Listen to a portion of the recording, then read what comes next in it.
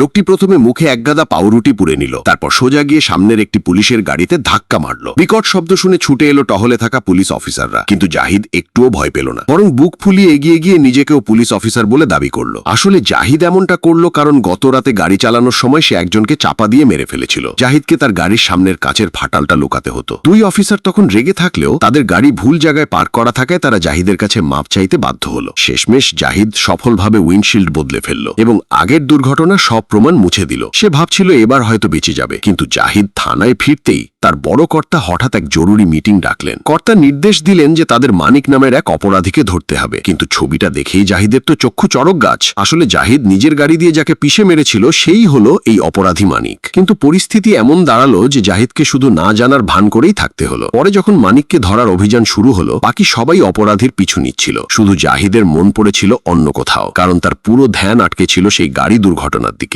জাহিদ জানতো যে মানিক আগেই মারা গেছে, তবুও তাকে এই অভিযানে নামতে হলো। কিন্তু অপরাধী ধরা না পড়ায় দল যখন ফেরার প্রস্তুতি নিচ্ছিল, তখনই তারা সেই কুকুরটিকে দেখতে পেল যেটা ওই রাতে ঘটনাস্থলে ছিল। বিভ্রান্ত জাহিদ কুকুরটার পিছু পিছু ছুটল, কিন্তু একটা লোহার গেট পেরোতেই জাহিদ ভয়ে কেঁপে উঠল, কারণ এটাই ছিল সেই রাতের দুর্ঘটনাস্থল। আর মাটিতে টায়ারের দাগগুলো স্পষ্ট দেখা যাচ্ছিল। তবে জাহিদের প্রথম প্রতিক্রিয়া অনুশোচনা ছিল না, বরং সে ভাবছিল কিভাবে এই ব্রেকের দাগগুলো মোছা যায়। জাহিদ যত নিয়তির জাল থেকে পালানোর চেষ্টা করছিল, ততই সে পাপের কাদায় তলিয়ে যাচ্ছিল। তখনই ঘটল এক দুর্ঘটনা। পুলিশের গাড়িটা ধীরে ধীরে জাহিদের কাছে এসে থেমে গেল।